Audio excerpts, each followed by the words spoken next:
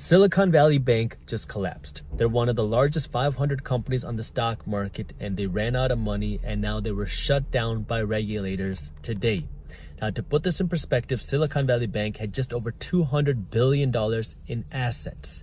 And FTX, when they failed, had right around $10 billion in assets.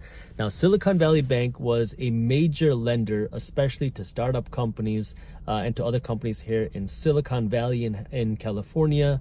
And because of what's going on with interest rates and inflation and the economy, they've been struggling and they weren't able to raise more money, even though they scrambled to do so in the last couple of days. And because they couldn't raise more money, they had to shut their doors. They ran out of money. Now, I apologize for the quality of this video. I've been running around. I'm in LA right now. I was doing interviews today. I was actually on an interview with Tom Bilyeu from Impact Theory this morning. And we did the whole interview. And as soon as the interview was finished, one of the team members there came up to us and said, "Hey, have you guys heard of Silicon Valley Bank?" I said, "Yeah, I've been kind of following what's going on with them over the past couple of days. Actually, yesterday on Instagram, I posted about it and I said, keep an eye out on Silicon Valley Bank." Well, he said, while we were talking in the middle of our interview, they collapsed. And so I've been running around doing meetings and interviews. I just have this like 15-minute block right here. So I wanted to record a video on this. I'm literally in my car right now. I got to go into a meeting right now. But this is like happening right now. So I wanted to give you kind of a quick update on what's happening. That way, at least you're informed. So the issue here has to do with interest rates like we've been talking about, and particularly valuations. So over the last 12 to 18 months, we've been seeing the valuation, particularly of tech companies, get hit very hard. Why? Because many tech companies, many of these startup companies had very inflated valuations, which was very normal when you have a low interest rate environment. Because when you have low interest rates, money is easy flowing and you can easily get access to money, and venture capital firms and investment firms are fighting each other to give money to startups. And as soon as interest rates started to rise, the investment culture immediately shifted. Because before, if you could borrow money at 2 or 3%, you only need a 5% return on your money to justify the investment. Well, when you have to borrow money at 7 or 8 or 9%, now you need a 15 to 20% return on your money to justify your investment. And what's been happening is a lot of startups now are getting this pinch because the investors are saying, hey, look, we can't keep throwing money at you. We need you to generate a profit.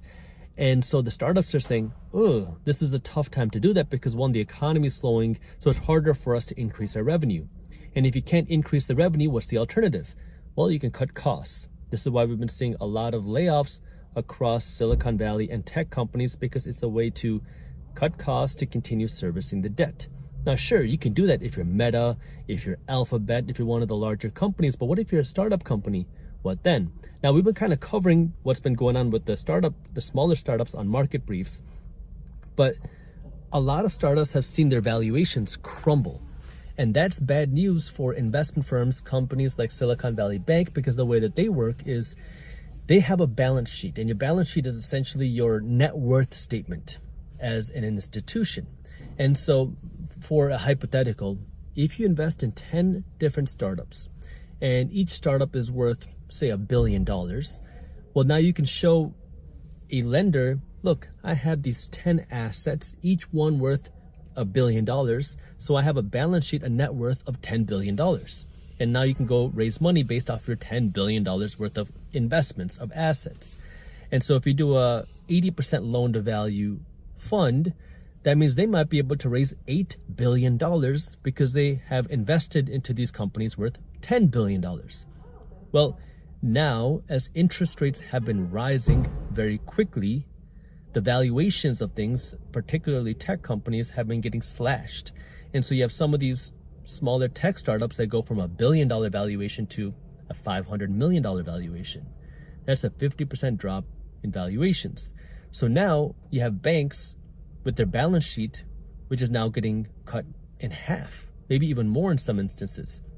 And so you might have $8 billion worth of debt on the books, but your assets are only now $5 billion. Because the valuations have dropped so quickly.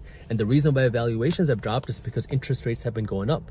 So now the higher interest rates are putting pressure on all the investment institutions saying, We need more money. We need to show a profit from these startups, and the startups are struggling to do so because if you're a smaller company and you cannot find a way to make money, you might be forced to shut your doors.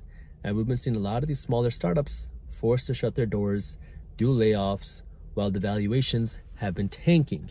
Now, of course, we're going to be covering this entire story even deeper on Market Briefs, my free financial newsletter. If you haven't joined Market Briefs yet, I'll put the link to how you can join. It's completely free down in the description below. But this is where now, what does this mean? Well, the economy has been slowing. We're seeing some impacts of that. This is a pretty recent big impact. This is one of the largest banking failures since the 2008 financial crisis. But then on top of that, we still have extremely high inflation, and interest rates are gonna have to go higher. Higher interest rates have more impacts on the economy. Inflation is still closer to its high peak than it is to the goal of 2%. At the same time, interest rates have shot up and they haven't gone high enough yet. Jerome Powell gave a speech in front of Congress earlier this week. And what he said is that interest rates are going to have to go higher. And the reason why they're going to have to go higher, and potentially even higher faster than expected, meaning he might have to be more aggressive with interest rates, is because, well, inflation isn't coming down. And the thing that Jerome Powell kept getting grilled on was, if you keep raising interest rates and unemployment goes up, which is what the Federal Reserve Bank predicts, the Fed predicts that unemployment will go up to around 4.6% by the end of the year. This is the Federal Reserve Bank prediction.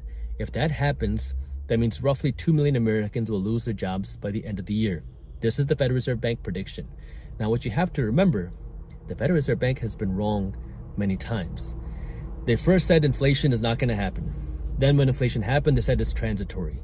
Then when they said it's transitory, they said it's going to be easy to bring it down. Now they're saying it's hard to bring it down and it's going to cause some pain.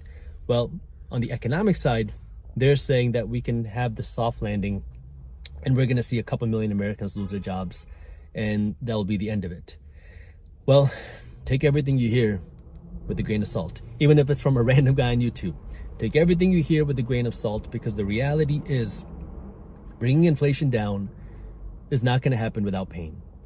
And that pain is going to be in the form of job losses. It's going to be in the form of bankruptcies. And, this is just, it's funny. You read the articles about Silicon Valley Bank and almost every article says that this is contained. This is not something to worry about. This is not going to spill over to other parts of the economy. This is contained to the tech sector. And yes, the tech sector is the most susceptible to the higher interest rates. Sure. But every part of the economy is going to be facing pain. The thing is, we haven't seen interest rates grow this quickly in a long time. And we haven't been in a rising interest rate environment in many, many decades. Since the 1970s, interest rates have just steadily been coming down. Sure, you have periods of ups and downs, but since the 1970s, interest rates have just been going down. And now interest rates are starting to go up. And we've been so accustomed to this free and cheap money.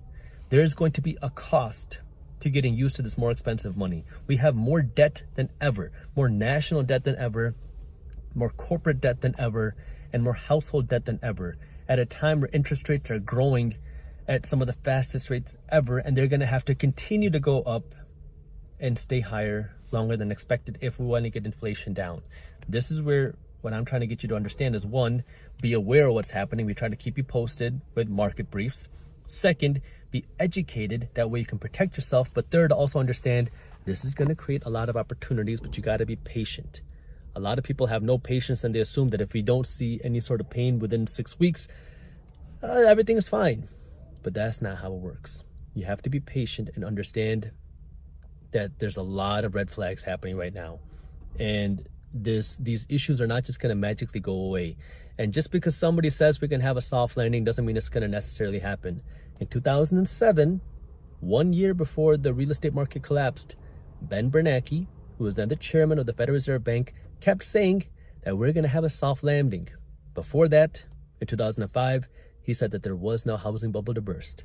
In 2007, he said, sure, we could potentially see a housing bubble, but it's contained to the housing market, and we expect a soft landing. Now, we're hearing talks about a soft landing again, and this is where I want you just to understand inflation is a problem. The higher interest rates are necessary to bring down inflation, but they're going to come with pain. And the economy is going to go through its own slowdown. So this is not the year to go out and finance a brand new truck that you can't afford. This is the year to really get financially educated and understand what's happening. All right, well, that's what I got for today. I'll see you guys soon.